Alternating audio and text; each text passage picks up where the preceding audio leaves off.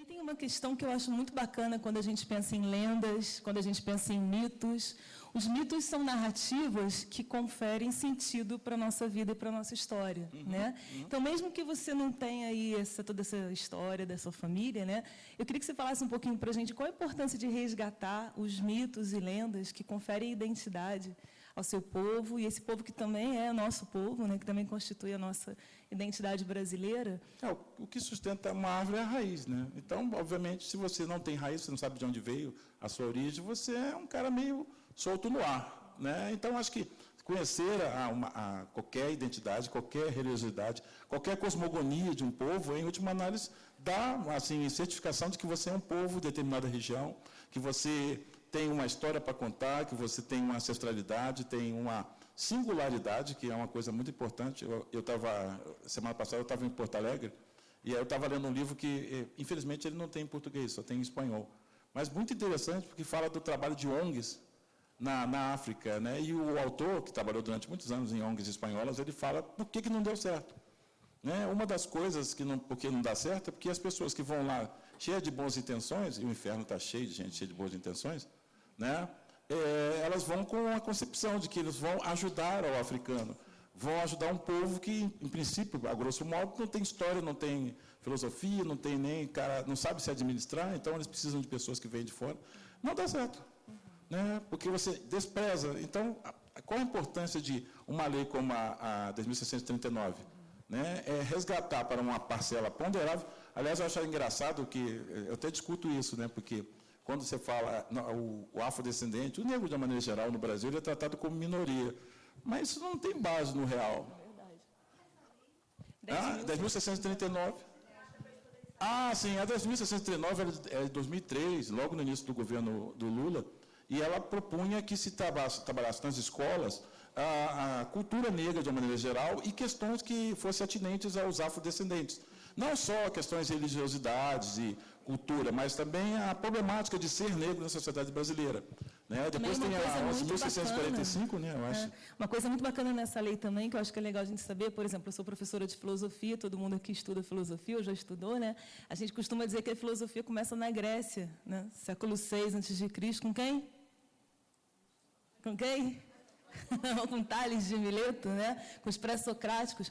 Como se a filosofia fosse algo, fosse uma atitude de pensamento só dos gregos e aí, por consequência, só dos europeus, né? Como se não houvesse pensamento ou discussão filosófica ou problemática conceitual em outros povos. Então, essa lei prevê que a gente também traga para a sala de aula essa construção de pensamento e essa construção conceitual de outros povos. E a filosofia africana é riquíssima. É diferente, né? E, aliás, super sofisticada, difícil, inclusive. Sim, né? não é. Cheia de muitos elementos. Uma coisa que a gente não consegue entender do africano é que o africano não existe uma fronteira muito delimitada, muito marcada entre o real, o concreto, a razão, e, digamos assim, o mito. Então, por exemplo, essa questão de, na visão eurocêntrica, existe o fantasma. Para o árabe, para o africano, não tem isso. Tudo é tudo o tempo todo. Então, tudo é sagrado. E tudo é sagrado. Eu me lembro do Ney Lopes falando isso, né, que a religião, a religiosidade é vivida o tempo todo dia. Não é simplesmente um culto, um momento da vida da semana. Você não vai para o templo para rezar, né? Em determinado momento. A vida é sagrada o tempo todo, é o diálogo com o sagrado. Isso é muito bacana. Por isso que é meio incompreensível. Até a maneira de olhar o tempo, né, porque nós olhamos o tempo assim, ontem, hoje, amanhã. Para o africano, como diria o Miyakoto, é meio circular. Né? O começa e termina, não começa e nunca termina. É uma vida que se faz o tempo todo. E ela não há assim uma visão tão marcante dessas três coisas: passado, presente e futuro. Né? E aí é bem legal para a gente entrar em contato com essas outras lógicas, porque a gente começa a perceber que existem outras maneiras de se relacionar com a realidade, com o tempo, com a vida, com o conceito de felicidade, de amor, de morte.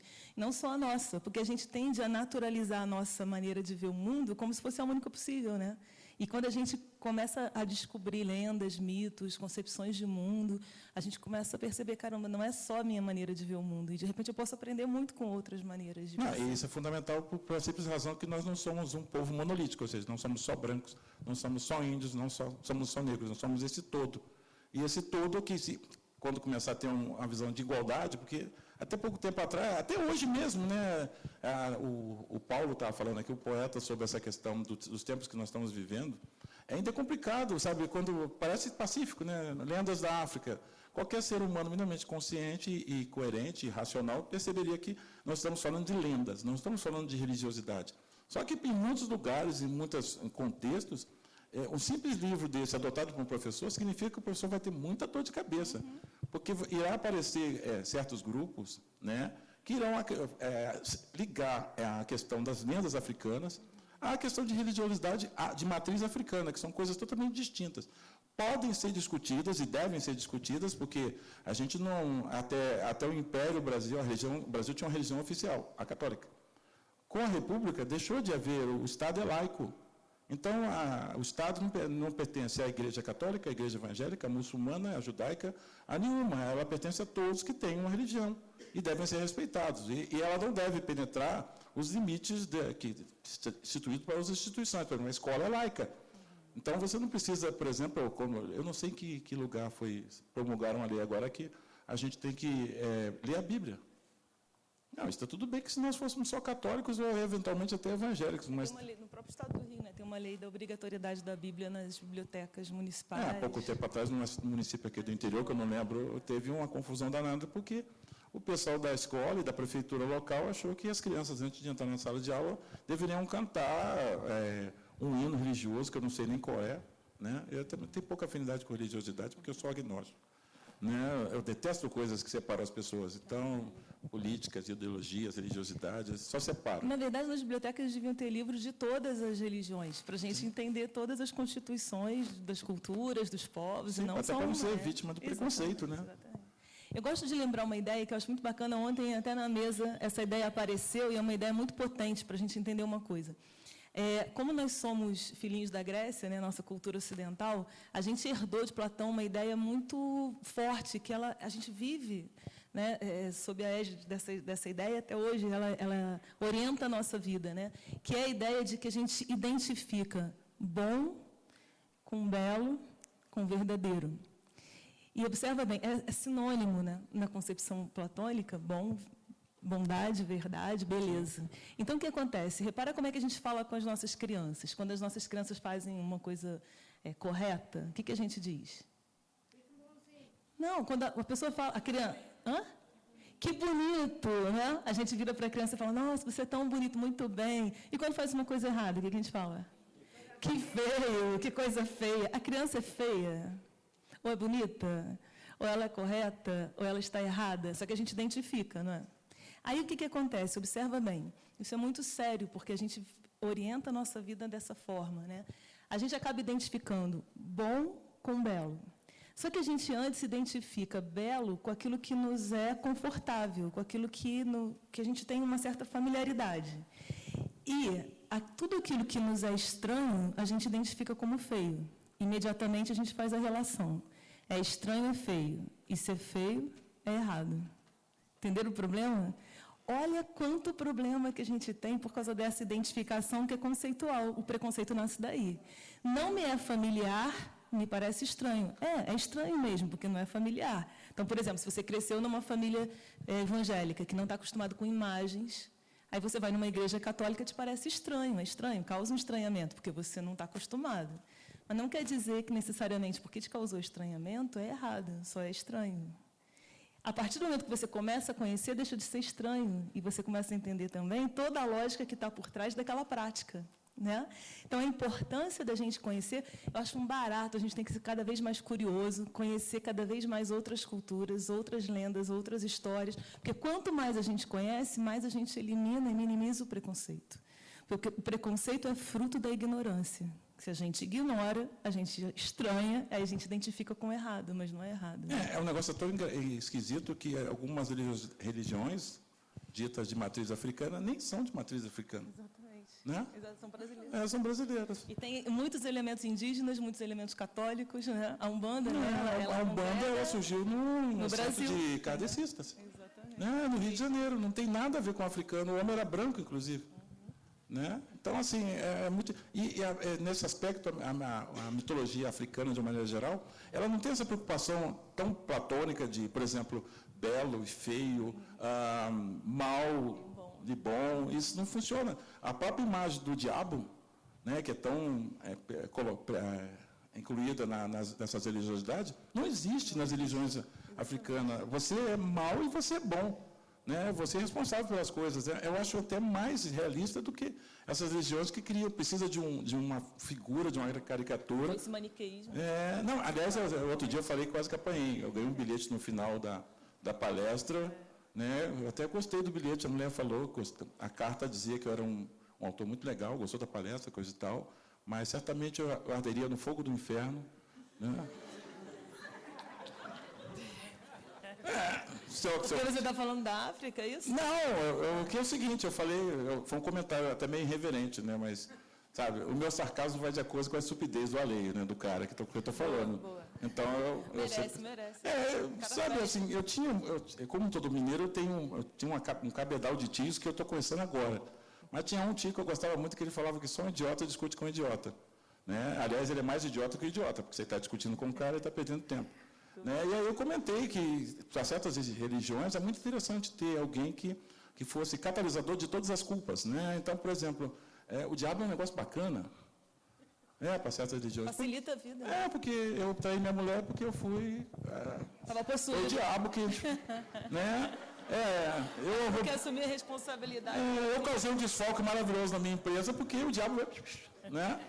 Então é legal, é bacana ter alguém para botar a culpa, não? Né? Na época da escravidão, o senhor dos escravos muitas vezes comprava, até no Memórias Póstumas de Brás Cubas, né, o Brás ganha um escravozinho, acho que é Inácio o nome dele, alguma coisa assim, para brincar e para receber os castigos que eventualmente o Brás Cubas receberia por ter feito alguma travessura. Né? Então, é um negócio interessante ter uma criatura. Aí a mulher ficou chateada, né? Mas é real isso. Né? É muito real, sabe? Então, a religiosidade africana não tem essa coisa de encontrar alguma entidade que vai catalisar todas as maldades, nem os Exus, não confunda Exu. Né? O Júlio estava pensando um pouquinho hoje, né, nesse nosso papo, e eu fiquei pensando numa ideia. Toda família tem suas histórias, né? Eu acho que se a gente fosse abrir aqui para a gente contar, cada família tem uma história, não tem? Pensa numa história da sua família. Mas, assim, não a história toda... Assim, coisas que aconteceram na sua casa. Eu, por exemplo, sei várias coisas engraçadas que minha mãe já fez, já falou. Vocês conseguem lembrar? Coisas das suas avós, seus avós. Lembram disso?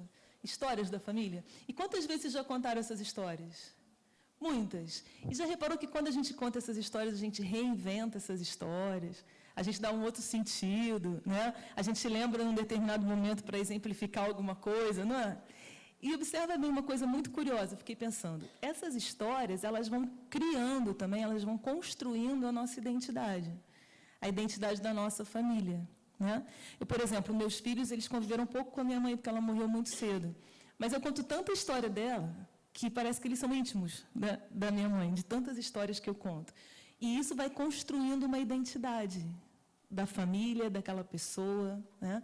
E eu fiquei pensando muito nisso, com a importância da gente resgatar. Você fez aqui uma adaptação, né, de várias histórias, várias lendas da África, que é tão legal a gente trazer essas histórias, recontá-las, ressignificá-las, para que a gente também possa ir entendendo essa família, né, da qual todos nós descendemos, né, que elas constituem a nossa identidade brasileira, também que a gente está discutindo essa semana aqui na FLISE. Então, fala um pouquinho como é que foi esse processo de você revisitar essas histórias, essas lendas africanas e recontá-las, trazê-las para perto da gente. Esse não é o meu primeiro livro que aborda lendas africanas e não é nem o último, certamente. Eu fiz vários. E o primeiro foi um chamado Lendas Negras, da editora FTD. Né? E é engraçado que ele surgiu por causa de um grande amigo meu, que não tem nada a ver com o africano, ele é branco. Né? Porque o Salmo Dança, nós já fizemos uns 20 livros juntos, ele é ilustrador e eu escrevendo. E ele tem uma peculiaridade. Muitas vezes ele traz a ilustração e eu vou dar sentido ao que ele ilustrou. E aí ele trouxe, nós tínhamos acabado de fazer uma adaptação, né, de contos de fadas, a partir da versão dos Irmãos Grimm. Né? E ele trouxe os livros, eu mostrei o livro para ele, como é que ficou o resultado final, e ele trouxe essas ilustrações, que eram ilustrações diferentes, porque ele fez todas as ilustrações em sombras. né? Aí trouxe as fotos, assim, mostrou, pô, achei bacana isso que eu fiz. Ele, assim, empolgado, né? Achei bacana isso que eu fiz, agora a gente tem que dar sentido a isso. A gente sou eu. Né? Ele vem cheio de ideias, a gente sou eu. Aí eu fiquei olhando assim, e logo uma das primeiras ilustrações parecia uma aldeia africana, aquelas choupanas. Aí eu pensei, pô, eu estou querendo fazer um livro de adaptações de lendas africanas, eu vou aproveitar a fome com a vontade de comer. Né? Vou pegar os desenhos. Aí eu falei, qual o caminho mais óbvio? Vou pegar aqui uma relação de consulados africanos no Rio de Janeiro, e vou lá bater na porta dos caras e falar, e aí, tem alguma coisa de África aí para eu adaptar? Aí eu fui, né? Só o da África do Sul que tinha material disponível. Eu fiquei assim, meio chocado. Né? Depois eu não fiquei muito chocado, porque é o seguinte, a cultura africana, até muito pouco antes da nova colonização, a partir de 1883, ela era ágrafa. Né? Ou seja, ela não era escrita, era oralizada como a cultura indígena. Um contava para o outro, contava para o outro, contava para o outro. Tinha alguns lugares, como na África muçulmana, que ainda tem, as coisas eram registradas porque eles escreviam. Já tinham um alfabeto. Né? Aí o que eu vou fazer? Bom, eu vou pesquisar de novo na internet, em busca de livros. Eles não tinham nada, nenhuma informação. Aí eu fui, pesquisei pacientemente, encontrei alguma coisa em sites, e encontrei muita citação de livros, de antropólogos e coisa e tal. Aí eu fiz aquela coisa que muitos aqui fazem com muita desenvoltura. Eu entrei catando livrarias em Lisboa, Madrid, Paris e Londres, e encomendei os livros. Aí só tinha um trabalho adicional, né? Porque ontem mesmo eu fui na escola, e sempre tem um garoto que pergunta assim, quantas línguas você fala? Eu falei, olha, na verdade, eu não falo nenhuma e engano em pelo menos 4. Né? Não, porque assim, eu sou autodidata, eu tenho uma dificuldade abissal para aprender com o professor. Né? Recentemente eu contratei uma professora de inglês, botei a moça do meu lado, a gente batia lá, grandes papos, viu? Mas a aula não rolava, porque... depois eu pegava o livro que ela tinha indicado, eu conseguia. Por exemplo, eu chego na Suíça, né, a única coisa que eu aprendi na escola durante um ano foi o francês, né, porque eu sou tão velho que não tinha inglês, tinha francês. Né, e a história vale uma história porque foi por causa de uma raiva pedagógica. Depois eu explico. Né? E aí, assim, eu cheguei lá, mas depois de eu ficar um mês na Suíça, eu estava não só falando, como pensando em francês. Eu cheguei à conclusão que eu tinha que voltar correndo para o Brasil, porque eu já estava pensando em francês, a ideia era ficar lá. Né? Então, assim, eu comecei a ler aqueles livros, e aí selecionei algumas lendas de acordo com a ilustração, porque, para piorar um pouco e dificultar o trabalho desse livro, as ilustrações tinham um quê de fantasma, tinha caveiras. Aí, por exemplo, para dar caveira, eu usei uma lenda de Angola que diz que quem paga o corpo é a língua, né, que fala do cara fofoqueiro, que acaba se dando mal porque ele fala muito da vida alheia, e tem uma caveira que está presa numa árvore, que toda vez que ele vai lá, a caveira fala, quem paga o corpo é a língua. Né? Então, assim, surge assim, outras vezes são encomendas, porque o Brasil é um país bacana, sabe? É lindo, só que os caras muitas vezes subvertem a lei da física. Né? Pelo menos a lei da gravidade. Né? Porque, assim, quando se criou a lei 10.639, foi lindo, bacana, mas faltou um negócio muito importante. Né? Queria que se ensinasse a África nas salas de aula, mas não tinha material. Fica difícil, né, você fazer omelete sem ovo. Inclusive, isso é um problema para as licenciaturas, né? Porque o cara não estuda história da África e filosofia africana na licenciatura e depois tem que lecionar. Você sabe uma coisa? A gente percebe quando o povo valoriza a educação por certas coisas que você não te dizem, mas você vê. Uma das viagens que eu fiz para a Alemanha, a televisão estava ligada, você sabe que eu não sei muito de alemão, não, né? Mas estava lá escrito assim, a pessoa que estava comigo, a Betina, ela explicou o que era. O governo alemão ia trocar alguma coisa, mexer na educação. O primeiro homem que sentou na mesa de negociação foi o simpático presidente do sindicato dos professores. Né? Aqui, muitas vezes, isso é crítica mesmo, viu? Aqui vai se mexer na educação, todo mundo bota bedelho, que é panela, sabe? A última pessoa você pergunta. A última pessoa é o simpático professor. Né? Só chega assim, aqui, ó, vou mudar, viu? Você tem 3 dias para mudar a coisa. Né? Não vai dar certo nunca, gente. Por isso que não acontece. Claro que não. Primeiro que é uma falta de respeito. Você entra na minha casa, senta no sofá, bota o pé em cima da mesa e pede um copo d'água. Não é assim. Guardada de vida de diferença é o que fazem com o professor, coitado. Né? Além dos uns apelidos que estão dando para ele ultimamente, que está ficando nada feio. A gente falava disso um pouquinho antes, né? Se bem que eu sou mineiro, gente. Eu sou mineiro. Desde sempre eu sou muito desconfiado. Todo dia, quando eu acordo, eu olho para ver se a sombra que está ali é a mesma com quem eu dormi. Né? Então, assim, nada é por acaso. Por exemplo, quando a coitada da minha mãe, eu falei com ela que ia ser escritor profissional, a velha soltou aquela famosa que todo mundo aqui já ouviu na vida e já repetiu, que brasileiro não gosta de ler. Ano que vem eu vou fazer 40 anos como escritor. Tem alguma... Minha mãe nunca errou, sabe? Ela se equivocou. Né? Júlio, eu queria pegar esse gancho, que a gente tem uma garotada aqui, tem vários poetas, gente que gosta de escrever pra caramba, que veio para cá porque se amarra em ler. Né? A biblioteca aqui do Colégio Estadual Dom Pedro II vive cheia, tem vários projetos bem legais. Então, eu queria pegar esse gancho para conversar com você sobre o seguinte. A gente, quando encontra um escritor, né, a gente tem um pouco ainda aquele mito de que o cara é um iluminado, né, que, de repente, um dia ele estava em casa e veio uma luz divina, né, e é uma inspiração, e o cara começou a escrever, escreve. A gente sabe que não é bem assim. Né? E tem, inclusive, assim, meios de se preparar para ser um escritor, né, de estudar, de pensar técnicas para escrever. E você, como um escritor que tem 186 livros, vocês sabiam disso? 186 livros. Daqui a pouco ele vai falar sobre todos esses livros. Não vai dar tempo. Né? Se vocês tiverem vontade de ouvir. 186 livros. Oi? Se vocês tiverem tempo. Pois é. E aí, o Júlio é um cara super curioso. Eu recomendo todo mundo pesquisar a vida do Júlio, porque ele é incrível. Né? Mas ele vai contar um pouquinho para a gente agora essa história, como é que começou essa coisa de ser escritor e como é que é escrever tanto, né? Produzir tanto. Conta para a gente um pouquinho. Outro dia eu fui na escola lá na Ilha do Governador. Eu adoro escolas, Aí eu fui lá e acho que a coordenadora, para agradar o autor, dá uma puxadinha, né? Ela virou Só um pouquinho, todo mundo pega o contato, que ele adora escola, depois ele vai nas nossas escolas também, né? Pode ser?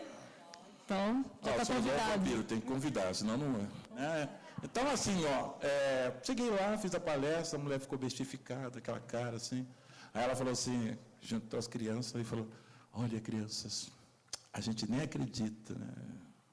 Aí eu falei, uma pessoa tão humilde. Era eu. Tão humilde, eu não entendi o sentido do humilde, né? Eu acho que é o tênis velho que eu estou usando ainda. Eu juro que eu comprei um novo, mas os sapatos no Brasil são feitos para caucasianos. Afrodescendente sofre na hora de calçar. O joanete morre, coitado. Está lá bonitinho na caixa. E eu comprei na Pé de Anjo, que é uma... Mas não deu certo. Então, assim, e aí vem aquela história. E aí ela caiu na outra frase. Ele tem o dom de escrever. Aí parece que Deus, né? Eu acho até que foi políticas compensatórias, né? Porque eu morava lá na favela da Maré, então Deus, né, assim, olhou lá, a agenda estava vazia, coitado dele. Ele falou assim, vou fazer uma voz divina, viu? Ele olhou e falou assim, coitado. Feio, gordo, barrigudo e botafoguense. Entendeu? Não, pois é, está chegando, a gente caiu no Vasco subindo. E aí, assim, Deus, em sua infinita bondade, me deu umas 2 neurônios e eu virei escritor. Seria bom se fosse assim, né? Nascesse pronto, não tinha escola se nascesse pronto. Não é assim. Aliás, é engraçado que realmente a história é uma história. Porque eu adoro ir em reunião de escritores, de especialistas, porque sempre tem um especialista que vai falar aquela frase que eu adoro, porque é totalmente mentirosa. Que ele fala assim, crianças nascidas em lares de pais leitores serão leitores. Aí eu olho para ele assim, eu não falo não, porque eu tenho educação, minha mãe me deu, mas eu fico pensando assim, eu sou a impossibilidade. Porque eu sou escritor por causa de 2 mulheres analfabetas, você acredita? E coincidentemente as duas tinham o mesmo nome. A dona Geralda, minha simpática mãe, é dona porque ela não dava confiança. Eu tenho umas histórias com ela que vocês nem acreditam. É a dona Geralda, que só sabia desenhar o nome, mas ela fazia questão que os filhos lessem. Minha irmã é especialista em queimar o arroz. Que ela esquece a panela e vai lendo. Né? Perdida, nunca coma na casa da minha irmã. Né? Se você quer um livro, é com ela. E aí, a minha mãe tinha um camarada que vendia livro lá na favela da Maré. É um doido, né? Vender livro na favela. Mas aí, o primeiro barraco que ele sempre ia era o da minha mãe. Né? A velha arranjou um cartãozinho, assim, na papelaria, e pagava os livros em suabilíssimas prestações. Né? E minha mãe era uma mulher de palavra. Não precisava de papel escrito, não. Se ela falasse que ia te pagar naquele dia, ela se virava em 2 e pagava. E a outra, a tia Geralda, que era empregada escrava na casa de um pessoal muito rico, lá no Grajaú. Sabe, hoje não tem mais isso, mas ela ficava lá e tinha um dia de alforria por mês. Né? Era muito. E aí ela costumava pegar os livros e revistas e que o patrão, os filhos do patrão, jogar fora. e levava lá para casa. Por isso que aconteceu até uma coisa bizarra quando eu fui para a escola, né? Porque minha mãe, lá em casa, era uma ditadora esclarecida. Ela mandava a gente obedecer, né? Não, o combinado é mais barato, né? Então, sabe, a velha chegou um dia e falou, amanhã você vai para a escola. Eu nem sabia o que é esse troço de escola, mas a mãe falou, deve ser coisa boa, que ela não bota a gente em furada, né? E aí eu cheguei lá, ela falou aquela coisa, eu sempre repito isso, que a garotada, hoje em dia, infelizmente, vocês não têm mais isso. É uma pena. Que a minha mãe falou assim, 3 coisas. Respeite mais velhos, não crie confusão, e se criar, vai ter. Eu vai ter, eu entendi na hora, assim, fácil. Né? Aí eu sentei lá, assim, na cadeira com um cara, porque era um banco de 2, né? E aí a professora chegou, a gente levantou, falou bom dia para ela, eu nem sabia quem era, mas tudo bem, isso não importa. E aí ela fez a ficha de chamada, desde sempre eu sou o 17, né? E aí ela começou a escrever umas palavras no quadro negro, e começou a dividir em sílaba, e pediu para a gente repetir os BA, BE, BI, BO, e agora estou repetindo aquilo sem saber por que eu estou repetindo esse troço chato. E aí eu falei assim para o meu colega, por que a gente não fala que está lá escrito bola, pipa, avião, a gente faz outras palavras? Aí ele fez igual a Tati, né? Aí eu descobri o que eu estava fazendo ali. Uma alma caridosa explicou que eu ia ali para aprender a ler, escrever, somar e diminuir. Eu sou de famílias analfabetas, então eu sabia somar e diminuir. Porque para pobre, multiplicar e dividir é uma coisa muito... conhecimento retórico. Não há muito para dividir, muito menos para multiplicar, é verdade. Então eu sabia somar e diminuir, né? E eu já sabia ler. Eu não sei como é que rolava o fato de eu aprender a ler. Eu não sei se eu torrei a paciência de alguém na favela, porque eu sou um cara muito chato. Desde sempre eu sou curioso. Que bom até certo ponto, né? O professor de geografia no 5º ano não gostava muito, não. Você fazia muitas perguntas? Não, eu derrubei ele num dia lá, porque ele chegou e falou, né? Eu lembro sempre disso, é um mal barato. Ilha é uma porção de terra cercada de água por todos os lados. Você sabe que a maioria fez aquela cara de... né? Mas eu fiquei lá atrás, né? Eu sou da cozinha, fico sempre lá no fundo, né? Aí eu ficava lá assim, fiquei pensando, porque o diabo reside nos detalhes. Isso é alemão, né? Aí quando ele falou todos, o diabo era todos. Porque eu fiquei aquele negócio de todos assim na minha cabeça. Aí eu falei, todos? Aí eu perguntei a mão, professor? Aí ele, que é? É todos mesmo? Eu falei, Aí ele foi embora. Aí eu falei, é todos mesmo, Na 3ª ou 4ª, uma é chato, hein, cara? Aí começou a falar um monte no meu ouvido. Ô, professor, em cima também é lado, né? Estou errado? De baixo, em cima, não é lado? Tem água em cima da ilha. Só quando está chovendo. Não, ficou legal, porque hoje eu me lembro, naquela época ele ficou muito bravo comigo. Toda vez que ele entrava, ele falava bom dia para todo mundo e dava um close em mim.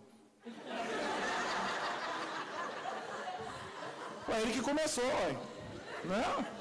Se ele falou, eu sou um cara assim assertivo, você falou que é todos, tem que ser todos, senão não é todos.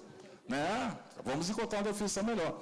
Na verdade, é isso que faz a importância da leitura, sabe? Um cara que lê, ele vê o diabo o tempo todo no meio das frases. Não é o que o cara fala, é o que você muitas vezes entende. E é o que você... A maioria das pessoas são assim, É uma coisa que eu vi hoje, me irrita. A pessoa aqui na palestra anterior falou muito de escravidão. Pô, ninguém fica 400 anos sob a égide da escravidão impunemente. Tudo que está acontecendo aí tem a ver, direto ou indiretamente, com a escravidão, cara. Sabe, a maneira como o povo, não é só o negro, não, o povo, de uma maneira geral, é tratado, tem a ver com a maneira como o escravo era tratado. E a maneira como a gente fica, até, desculpe o termo, pusilanimamente esperando que alguém faça as coisas pela gente, tem tudo a ver com a escravidão. Outro dia eu estava vendo no noticiário lá, o garoto levou um tiro, mais uma bala perdida, que também é um erro conceitual, porque as balas são sempre encontradas, né? Então não são perdidas. Né? Então, aí eu estou lá, aí apareceu, fizeram todo o repertório, aquele script mais ou menos manjado, a população desce, aí alguém pega um ônibus, atravessa na Conde de Bonfim, taca fogo, que é um troço meio burro, porque, na verdade, quem usa aquele ônibus é quem mora na comunidade. Né? Desculpa a sinceridade, o único prejudicado, o prefeito vai de helicóptero. Então, você tá dando tiro no pé, mané, você percebeu? Né? E aí, assim, teve uma hora que a repórter do RJ chegou lá para o pai da criança, aí o pai falou assim, assim mesmo, alguém tem que olhar por nós. Cara, você que tem que olhar por você é o cidadão. Anota aí, você não é inquilino, você é o dono. Mas para você saber que é o dono, por isso que falam, chama o professor de vagabundo, desqualificado. Porque quando você não vai para a escola, doutrinador, como se você fosse burro bastante para ser levado na conversa com um professor. Porque, ao contrário, quando eu fui para a escola, eu era um deserto intelectual. Não era tanto não, porque eu já até sabia ler. É porque minha mãe e minha tia eram analfabetas, eu lia livro que eu entendia, eu lia livro que eu não entendia, nem título eu entendia muitas vezes. Né? Revista médica, o patrão da minha tia era médica, vi um monte de revista médica. Eu era o único da turma que aos 8 anos sabia como criança realmente nasceu. Minha mãe veio com um papo furado de cegonha, mas olha só, eu morava na favela da favela. Né? Existe isso, já existiu pelo menos, favela da favela, porque na maré, você começava na terra e depois avançava a terra, água dentro. Eu morava lá na favela da favela, que era água dentro. Não tinha quintal para fugir da minha irmã, cara. Né? É só água, e é uma água boa, né? Daquela... E aí esse menino curioso era um menino também que gostava de fazer redação no colégio, era elogiado, se fosse aluno da Lúcia Nogueira ia ser o mais querido, né? Porque gosta de escrever, Janaína, sabe o que todos os professores de português me amavam, pelo menos. O professor de geografia não, né? Claro. Não, o professor de matemática, por exemplo, me adorava, eu era fã dele também, porque o cara era uma fera, eu detestava a matéria dele. Eu falei com ele, assim, na boa, assim, professor, olha, a coisa mais bacana da sua aula é o senhor. Naquele ano eu tirei 6.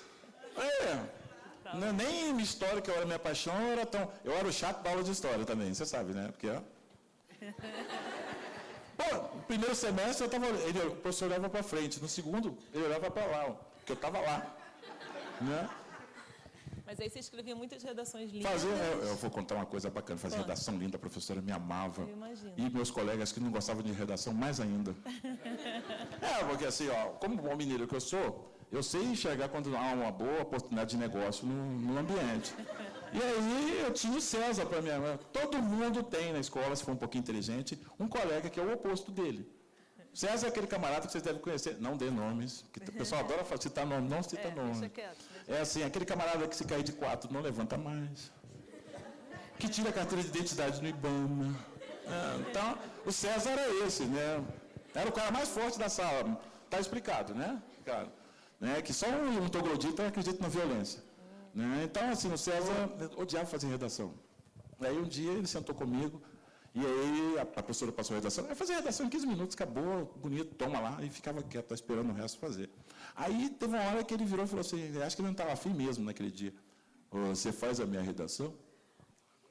Eu falei, não, né, porque não gostava dele. Não. Depois eu lembrei a loucura que eu estava fazendo, que ele era forte mesmo, um soco bem dado dele no óculos. E aí não tinha outro óculos. Aí ele falou assim, 2 palavrinhas que mudaram a minha vida. Por isso que eu virei escritor profissional. Por causa do César? Ele falou 2 palavrinhas que mudaram a minha vida. Eu pago. Ele tinha mesada, cara. A mãe dele tinha uma mercearia em frente ao de Armando Cruz, né? Ele tinha mesada. Negociou. Claro. Eu fiz a redação para ele, não levei um soco, né? Na verdade, se você parar como professor de história, desde Roma Antiga, que ser amigo de César tem suas vantagens.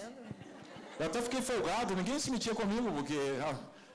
não gritava Shazam, gritava César. O cara, eu fiz até carta para a namorada dele, você acredita? Sério? Uma vez ele arranjou uma namorada e foi de férias para Belém, arranjou uma garota, ele não tinha internet, essas porcarias. Então era cartinha, porque o pai dele não ia deixar ele ficar falando no celular, no pretinho básico. Né? E aí a garota mandava carta perfumada, você acredita? Você abria assim, quase morria. E aí eu respondia as cartinhas para ela, né? O chato do César, que você quer fazer um cara espalhar um boato, fala o que eu falei para ele. Na hora eu vi como é que eu fui idiota. Que eu falei assim, vou fazer suas redações, mas não conta para ninguém. Você sabe o que aconteceu, né? Na próxima vez eu trouxe 2 com ele. E aí você virou... Eu virei escritor oficial dos 3. Até que a professora, né, dona Uyara com W. Uyara com W, não era o Uyara qualquer, era um Uyara com W. Dona Uyara adorava fazer redação. Todo dia tem uma redação com ela. E aí a dona Uyara chegou lá, chamou nós 3, né? E aí eu menti descaradamente. Falei que o cara estava melhorando, né? Bababá, estava até lendo, né? E aí esperei que ele, macho pra caramba, fosse lá falar, né? Não, foi eu mesmo, eu escrevi, né? Ele falou, não, foi o Júlio que fez para mim. Macho pra caramba. Não, o problema é o seguinte, com a mãe dele é uma mosca morta. Ele botava aquela velha dobrada no bolso e ia embora. Com a minha mãe, o buraco era mais embaixo. E professor não ajuda nessa hora, cara. Não ajuda. Quando a nota é ruim, por que botar em vermelho? Onde fica a autoestima do aluno? Pô, botava vermelho, minha mãe era analfabeta, não era cega. Eu já sabia. Já sabia, eu tentava enganar a velha, mas minha mãe era aquela que quando eu estava indo comigo, eu já estava fazendo fubá e o angu pronto. Não, então não dá. Lá em casa era um negócio mal barato, né? Minha mãe um tremenda Ferrari, meu pai um Fusca 66. Aquela era mulher demais pro meu pai, viu? Certo. Aliás, tem uma coisa que eu sou, assim, a própria síntese do brasileiro, porque meu pai era cafuso, já era índio com negro, né? E minha mãe era filha de mameluco com italiano. Só falta um oriental nessa destinação. Né? Estou contando com meu filho. Júlio, mas aí me diz, eu fiquei sabendo também que você, na verdade, tem muitos nomes, né? Quantos nomes você tem? De repente a galera até já te conhece aqui com outros nomes e nem sabe que está se tratando desse escritor aí, Júlio. Não, porque assim, gente, eu sou um cara extremamente feliz porque eu transformei meu prazer em minha profissão. Desde sempre eu gosto de contar história, né? Eu sou de uma família de contadores. Você perguntou do griot. Lá em casa, em Minas, até os 5 anos, quando eu morei em Minas, eu tinha tio temático até. Não é assim, tio contador de história. Não, o tio Germano, por exemplo, só contava história de jagunço de Mutum, que é uma cidade lá perto da minha terra, que assim, a cidade, não importa de onde você vem, você sempre vai ver o nome da cidade. É Mutum para lá, Mutum para cá. Né? Meu tio adorava contar. Nem à toa que ele foi morar no Morro do Sampaio, quando veio para o Rio de Janeiro. Né? Lá é bem animado. Minha tia Bina contava histórias assim, tipo Pedro Malazarte. Né? E o tio Zé Lourenço, meu tio favorito, gostava de contar histórias de assombração. Mas tinha que ter clima. Não é assim, dia ensolarado não rola. Tinha que estar chovendo, se tivesse um relâmpagozinho bacana, assim, um trovão lindo. Que eu nasci na Serra de Caparaó, trovão lá, beleza. Assim, né? E o safado, depois que contava, em algumas casas eu jogava pedra no telhado para deixar as crianças. Até o mais valente fazia xixi na cama. Né? E aí eu cresci ouvindo histórias. Que, na verdade, assim, os livros também, eu só fui ver televisão aos 12. Né? Então, assim, eu tinha os livros e minha irmã. Eu faria qualquer coisa para não brincar com a minha irmã. Eu li. Mas aí você já escreveu, já se deu muitos nomes, muitas identidades também, né, para esses autores todos. Porque assim, eu virei escritor profissional por uma razão muito até prosaica, né? Eu fiquei desempregado. Eu tenho profissão séria, gente. Minha mãe pediu para fazer contabilidade, eu fiz contabilidade. Demorou 28 anos para buscar o diploma, mas eu fiz contabilidade. Eu não gostava de contabilidade. Até hoje eu acho que 2 mais 2 são 5. Pode ser, porque não? Pode, física quântica já me redimiu totalmente. Né? Vendo a ótica, dá até 3. E depois, assim, eu não arranjava emprego. Sou professor de história também, gente. Uma aula de história comigo desse negócio. Imagina. Eu ia ser expulso da escola, inclusive. Né? Então, assim, eu fiquei desempregado e a dona Geralda, minha mãe, não tinha assim, formação nenhuma. Né? Como eu falei, eu só aprendi a escrever o nome. Mas a minha mãe era a mulher das frases. E foi ela que me transformou em escritor, porque eu estava desempregado, eu não achava emprego, aí... quando você não arranja emprego, você fica meio deprê, né? Aí fica lá na frente da televisão, vendo, vale a pena ver de novo, novamente, outra vez. Né? Aí eu estou lá sentadão, bacana, assim, olhando a novela. Minha mãe, deve ser parecido com um monte de mãe aqui. A mãe que não pode ver você quieto. Cara, ela não podia ver você parado, cara. Na época que quando eram meus irmãos, ela passava toda hora. Na terceira que ela passou, tá todo mundo parado vendo televisão, ela trazia logo a vassoura para mim, porque eu sou mais velho. Não era para voar, não, calma.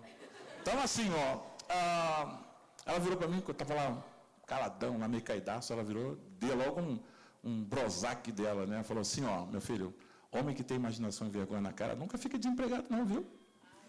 Se você não arranja emprego, você faz o óbvio numa situação dessa, você inventa um. Opa! Aí foi assim, coincidentemente, o meu irmão, Boca Grande, que já não está mais entre nós, né? Ele vivia espalhando no bairro que eu era escritor. Eu escrevia, não era escritor. Mas aí um amigo dele trabalhava na Editora VEC, que é uma editora que nem existe mais, e aí a Editora VEC fez aquela coisa tipicamente brasileira. Criou 8 ou 9 revistas de histórias em quadrinhos de terror, arranjou 31 desenhistas e esqueceu só um detalhezinho. Quem escrevia essas histórias? Só tinha 2, aí ficaram desesperados, né, porque era mensal as revistas, aí saiu perguntando, quem conhece o escritor, quem conhece o escritor? Aí ele falou, tem um amigo, tem um irmão que escreve. Aí eu fui lá, né, incentivado pelos 2 meses de atraso da Light. Né? Outro dia ele perguntou para mim assim, como é que o senhor tira inspiração? Eu falei, olha, eu acordo bem cedinho, passo lá na sala, tem uma travessa, eu olho para ela, está cheio de conta. Aí eu volto, ficar altamente inspirado e saio escrevendo. Né? Aí eu estava desempregado, fui lá, menti para o homem, é feio mentir, né? Agora, depois que eu virei profissional, não minto mais de graça, só pagando. Você só adiantou a verdade, você não mentiu. Porque ele falou assim, eu falei com ele, estava desempregado há 7 meses, ele teve a pachorra de perguntar, o senhor tem experiência? Tem as redações da dona Iara. A dona Iara, ela não sabia que era minha sócia involuntária. Ô, Júlio, eu acho que a gente ficava conversando aqui o dia todo, né? Tá tão gostoso, né? Mas pena que a gente não tem muito tempo. É quase um griô, né? É verdade. Mas olha só, vamos abrir um pouquinho, assim, alguém quer falar alguma coisa para o Júlio, fazer uma pergunta? Olha lá, vocês vão falar, hein? Fala. Eu sou a favor da teoria do Oscar Wilde. Não é indiscreta, não é pergunta, é resposta. Cuidado, cuidado com as respostas. Eu queria uma lenda. Tá. Você termina com uma lenda, então? Vamos ouvir aquela pergunta ali e você termina com uma lenda. Tá bom. Vamos lá, sua pergunta. Quando eu consigo falar algo? Vai. Na verdade, eu fiquei curiosa para saber as outras identidades. Sim. São muito curiosas mesmo. Porque é o seguinte, eu resolvi viver de escrever. Então, para viver de escrever, primeiro que assim, eu não tenho um gênero, eu sou um profissional, né? Então, teve uma época que a única coisa que apareceu para fazer foi um tipo de material que nem existe mais, que eram pocketbooks, livros de bolso, que vendia em banca de jornal. Geralmente eram histórias de aventura, terror, ficção científica. E eu me tornei especialista em bang bang. Detestava bang bang, mas achei que era o mais próximo que eu podia fazer sem muito esforço, né? Aí fui para casa, fiz uma terapia intensiva de sessão da tarde para ver um monte de bang bang. Adorava aqueles bang bang da sessão da tarde, que os caras brigavam, o chapéu não saía da cabeça, né? Ia passar Durepox na cabeça. E aí eu fiquei lá vendo aquele troço todo e fui escrever. Só que assim, o cara que lia isso, e ainda tem algumas editoras que publicam, eles não iriam comprar um livro de bang bang escrito por o João das Couves, o Antônio Pedro, mas ele, Júlio Braz, sem chance. Aí eu botava assim, Jonathan Fox, Sheldon McMasters, Troy Sagan, Billy Pueblo, Billy Wolff. E alguns desses pseudônimos não era apenas um pseudônimo, né? Ele tinha personalidade. Então, por exemplo, tinha um que era feminino. Mulher também, né? Celestia Fox. Como é que era? Celestia Fox. Que uma das minhas fontes de pesquisa, porque eu pesquisava, não era chute, era um autor, ficou muito famoso na década de 70, chamado Dee Brown. Ele era um bibliotecário que escreveu um livro famoso, que acabou com o oeste americano, pelo menos aquele romântico que a gente vê na Sessão da Tarde. Era um livro chamado Enterre Meu Coração na Curva do Rio, onde ele contava o genocídio dos índios americanos. E aí eu pensei, vou criar uma personagem que é uma bibliotecária texana que se aposentou e ela se dedica a escrever a história de faroeste baseada em mitos e fatos da história do Texas. E aí eu sentava e criava a Celestia Fox, como também tinha o Billy Wolff, que era um autor que escrevia bang bang para mocinhas. Né? As histórias tinham um quê de romance, aquele negócio todo. Não todos, eram 39 pseudônimos, não dá para dar personalidade para todos eles, que eu não sou lá nenhum Fernando Pessoa. Né? Além disso, só para vocês saberem, depois pesquisem mais, ele também escreveu alguns episódios dos Trapalhões, né? Olha que bacana. Não sei, assim, a galera mais jovem talvez não tenha, né, assistido tanto, mas a gente assistiu bastante, né? Totalmente politicamente incorreto. E eu vi uma entrevista sua que você dizendo assim que o mais legal não foi pro ar, né? Assim, as histórias que vocês inventavam e que vocês iam juntos. Os caras eram engraçados. O menos engraçado, é chato até dizer isso, o menos engraçado é o Didi. Renato Aragão. Ele é muito sério, cara. Eu cheguei lá e levei um choque quando fui me reunir com ele. Ele é advogado de profissão, né? Parecia realmente um advogado. Né? E o Mussum deve ser legal. Esse era o mais engraçado. As piadas dele, 101% não poderiam ir ao ar. O cara ficava contando a história porque assim, era diferente. Quando eu fui para lá, eu achava que era assim, as risadas eram gravadas. Não, era o Teatro Fênix, as pessoas, os figurantes eram contratados para ficar sentado, literalmente para rir. Né? E aí, quando tinha gravação de algum sketch que eu tinha escrito, eu tinha que ir lá, forçosamente, se tivesse que fazer alguma alteração, a gente alterava na hora. E aí eu ficava rindo, mas assim, o Mussum passava o tempo todo contando piadas. Imagino. Né? O mais quietinho era o Zacarias. E o Dedé Santana, ele é uma escada, né? Ele não tem, assim, luz própria. Ele é mais uma escada, quer dizer, o cara que serve de apoio para o Didi aparecer. Né? Antes de você contar aqui, infelizmente a gente vai terminar, mas antes de você contar a lenda, dá uma pena, né, gente? Eu quero mais. Então, já está convidado para ir todas as escolas. Quais escolas estão aqui mesmo? Dom Pedro. Qual? Gabriela Mistral, Rui Barbosa, todas as escolas, convidadíssimo, tá bom? Ué, olha, eu já falei, assim... Não, vou agora falando só um pouquinho sério. Eu falo 1 minuto sério, porque... Né? Porque, na verdade, é o seguinte, eu acho assim... Eu fico vendo assim, as pessoas falando, eu tenho muito poucos amigos. Né? Por que eu tenho muito poucos amigos? Porque eu tenho um péssimo defeito.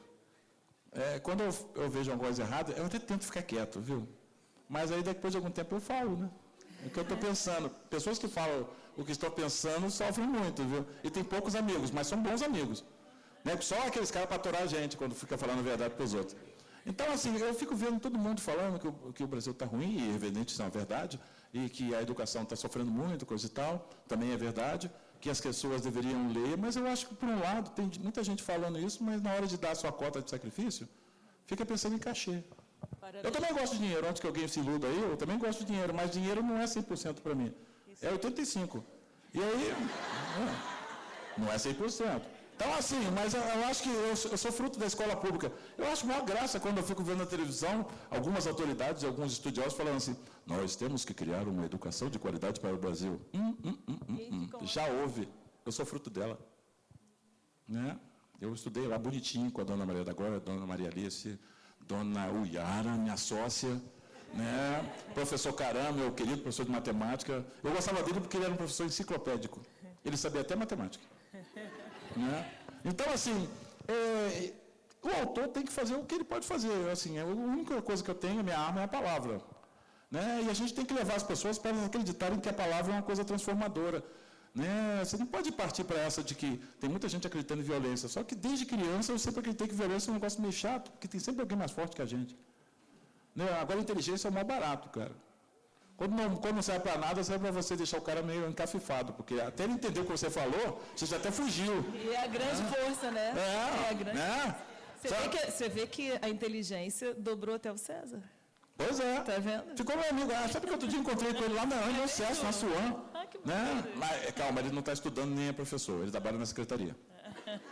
Bom, já é um progresso, ele tirou carteira de identidade, arranjou uma profissão, olha só. Foi o máximo que eu consegui fazer por ele. Né? Então, assim, eu acho que as pessoas deveriam fazer isso mesmo.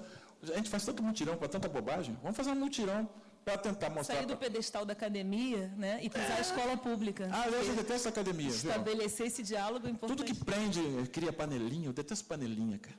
Sabe, é chato panelinha. E o Brasil, infelizmente, esse é um dado de realidade absurdo do Brasil. O Brasil é panela pura. Tem panelinha ali, panelinha aqui. Na verdade, todos nós... Sabe aquele negócio que eu tenho um escritor que eu sou apaixonado por ele, deveria ser leitura obrigatória em qualquer lugar do Brasil. O nome dele é Lima Barreto.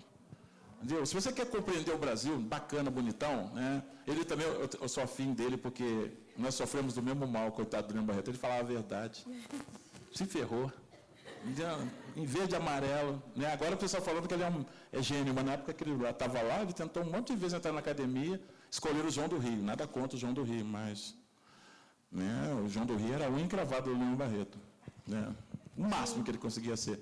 Então assim, mas era bacana, simpático, bom amigo, aquela coisa toda.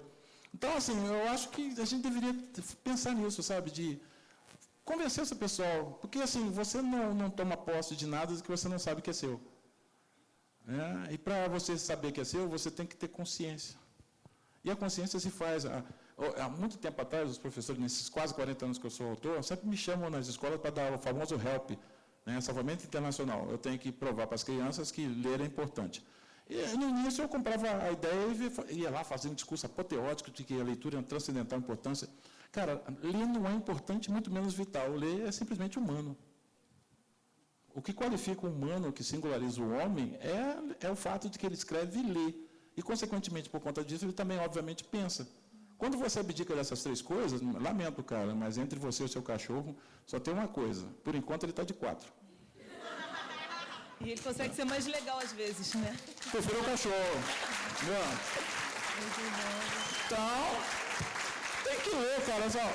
Você vai na Alemanha, você vai na França, você vai no Japão, e nós com essa alma de vira-lata bacana que a gente tem, a gente sempre acha que eles são a oitava maravilha do mundo, eles não têm nenhum neurônio a mais que a gente. Mas eles têm aquela bacana, aquela coisa simples, simplória, uma escolinha, um professor, né? E isso faz toda a diferença. É a educação que faz um país ser como a Alemanha. Não é a Angela Merkel, por melhor que ela seja. Ela disse que vai se aposentar, eu estou fazendo uma campanha, né, séria, Angela Merkel 2022.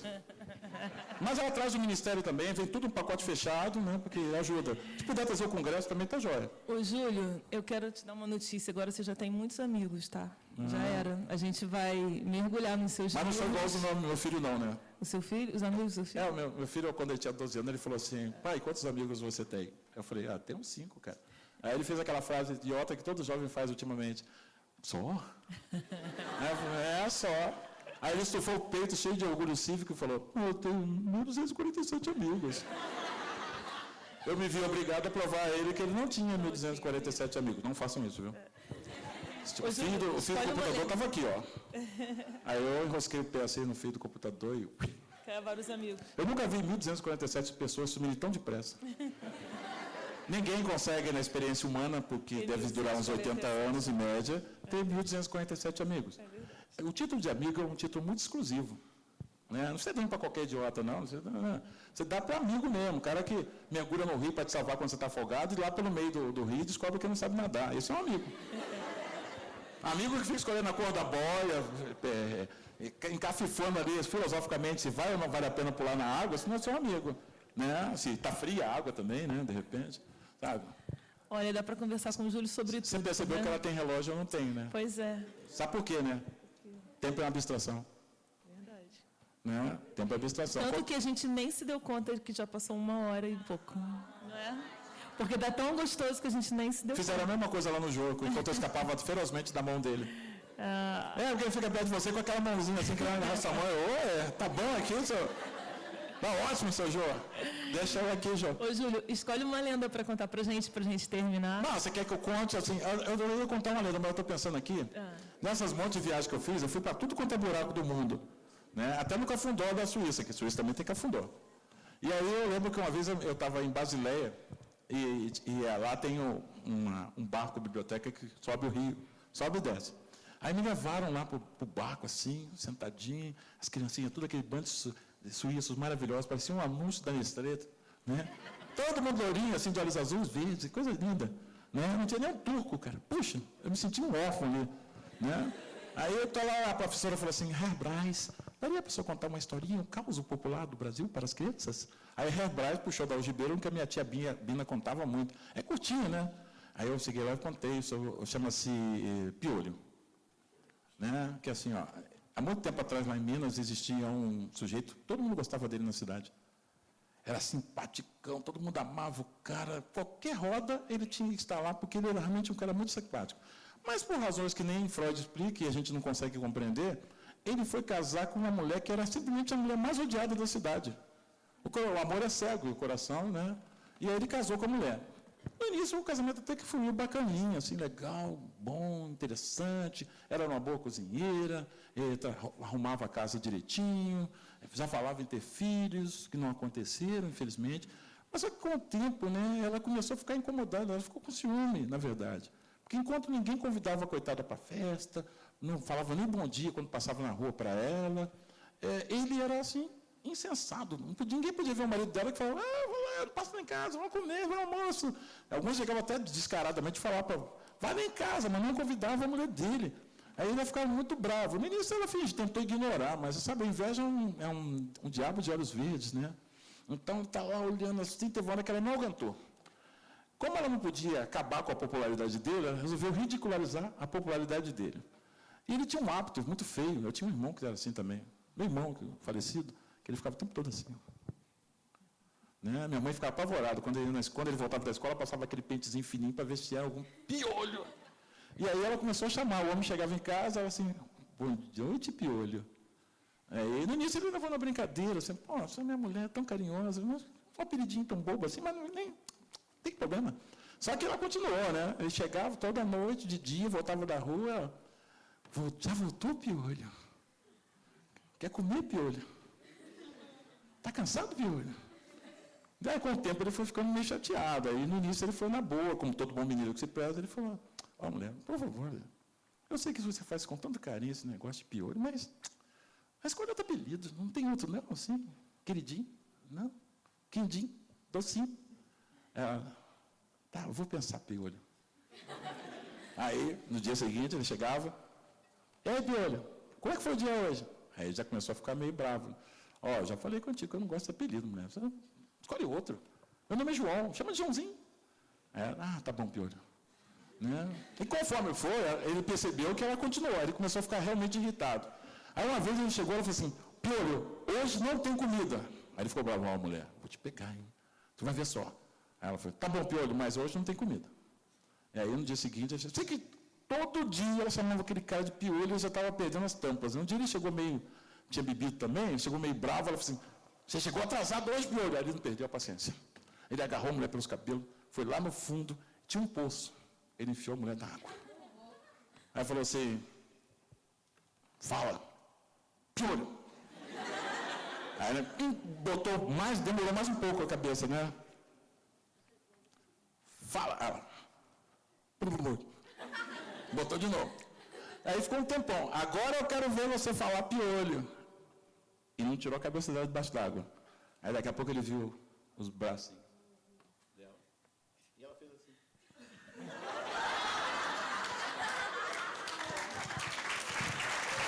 Bom, você sabe o que aconteceu? Vocês morreram de rir, né? As criancinhas suas ficaram assim.